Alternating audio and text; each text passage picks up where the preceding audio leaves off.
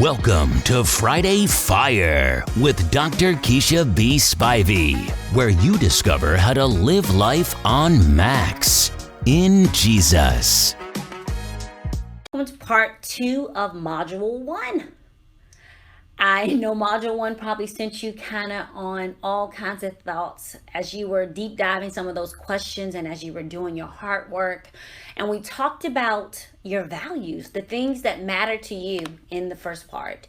We talked about the things that you say are significant. We talked about why you do what you do. And now I want to continue that conversation, but I want to pick up with opportunities. We talked about values, but now I want you to think about right here, right now, what options are presenting themselves in your life? What opportunities are looking at you?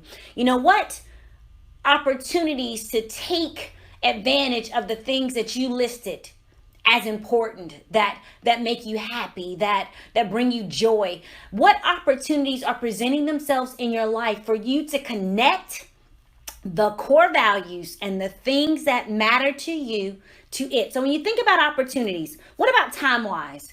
Do you have more time on your hands than you know what to do with?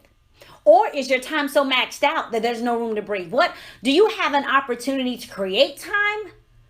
Or do you, create time opportunities? Or do you have an opportunity to utilize time that you've been wasting? How much time are you spending on social media? How much time are you spending watching TV? What time doors do you have in your life that you can walk through? What about career? Are there opportunities for advancement at work? Or are there opportunities for you to go to school? Can you take some online courses? Kind of just like you're investing in this curriculum. What skill set do you need to develop? What opportunities have presented themselves that give you a chance to advance? What about family?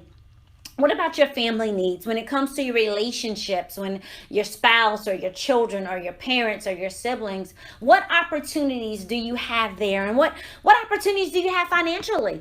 Do you have opportunities to save money, to invest money, to make more money? What is it that you have? Because we spend so much time thinking about all the knots, the things that we don't have, the things that are not right, that we miss the gots. What are the gots that are showing up in your life right here, right now, that you can become intentional about and connect the things that are in your heart to the doors that are before you?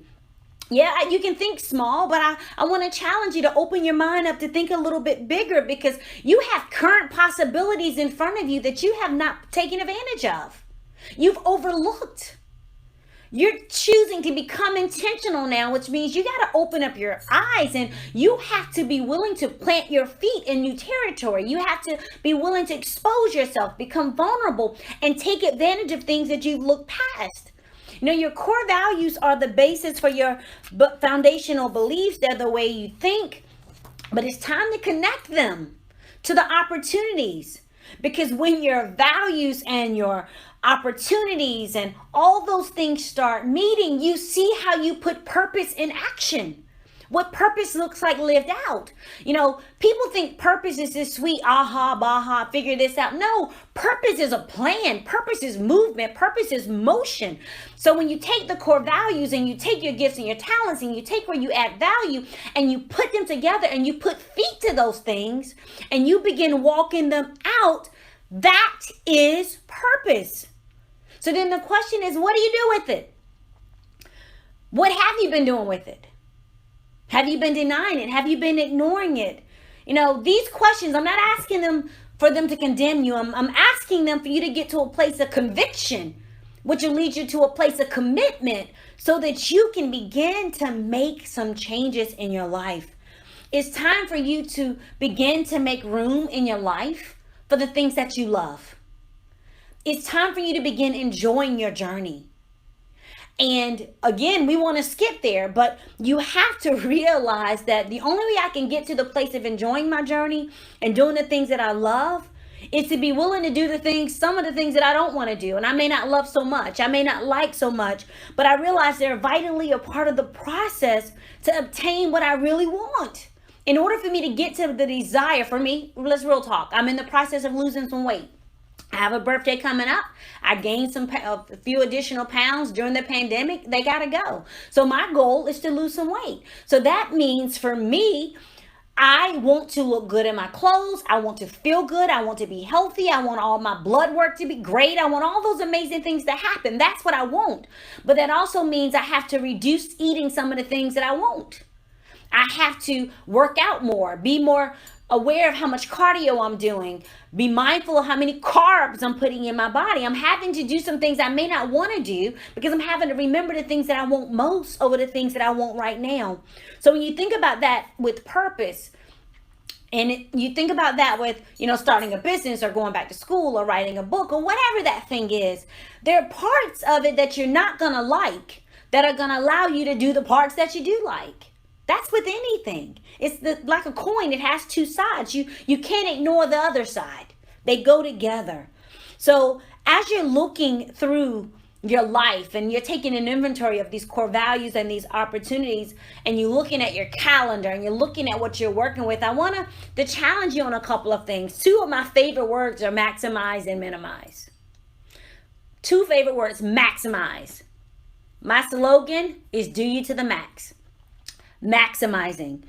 So when I talk about maximizing, I'm asking the question of what resources has God provided for you? What connections have been placed in your circle? What opportunities are at your fingertips that you can take advantage of and multiply? How can you maximize what's before you? What opportunities? What doors? What connections can you maximize right here, right now in your life, that you can become intentional about maximizing, that you can get to the place of remembering that the what is what it looks like, but the why is why I'm willing to do what needs to be done for it to look like that. So what things do I need to maximize? But on the other side of maximizing, what things do I need to minimize? What are some things I need to shift my attention from? What are some things I need to let go of? What's occupying more space in my life than it needs to? What's taking up space that's not paying rent? What are some things I need to let go of? What do I need to maximize? What do I need to minimize for my life to be one of being intentional? For me to be purpose driven, for me to be mission minded? What needs to be maximized? What needs to be minimized?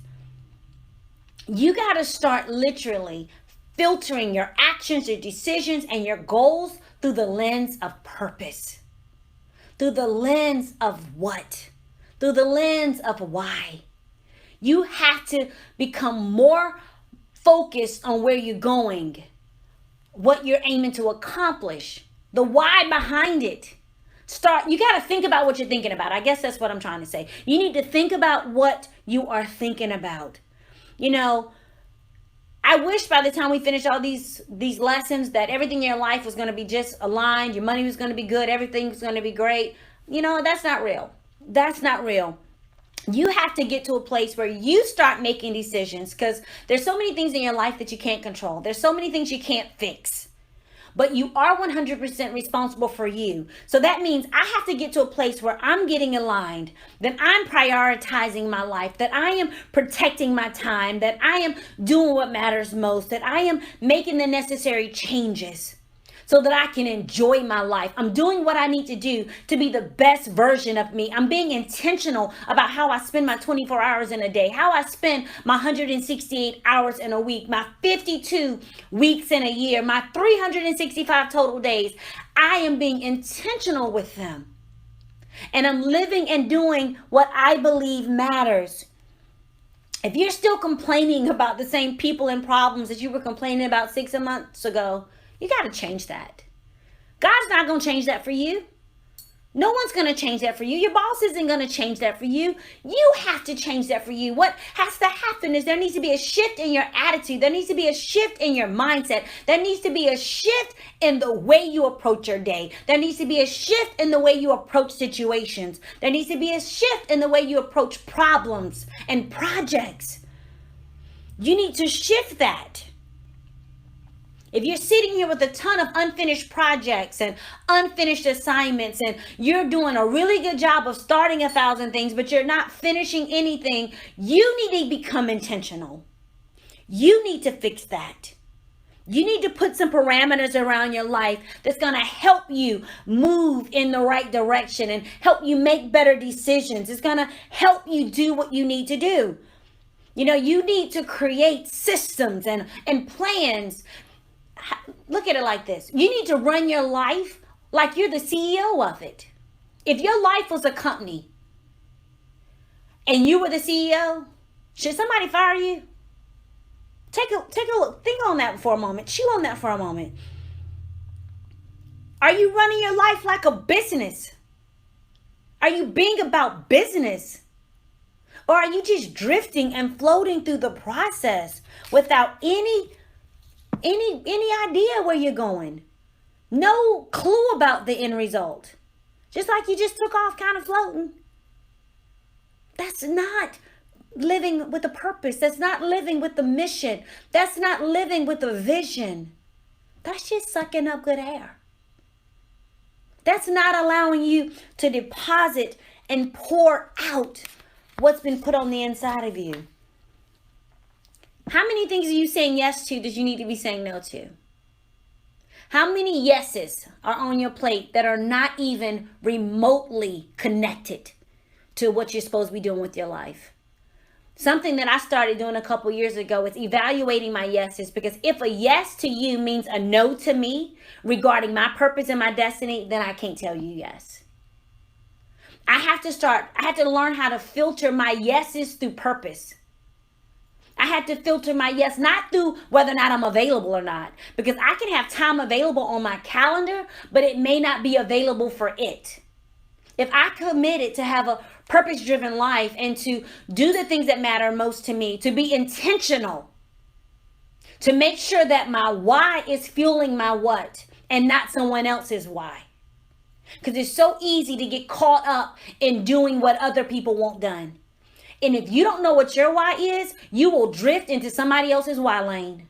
They will have you fulfilling their purpose and their destiny. They'll have you checking goals off their to-do list. Why? Because you don't know your own. You will drift. You will drift.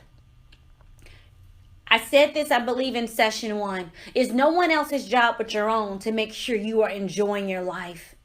It's no one else's job to bring you joy. It's no one else's job to make you happy.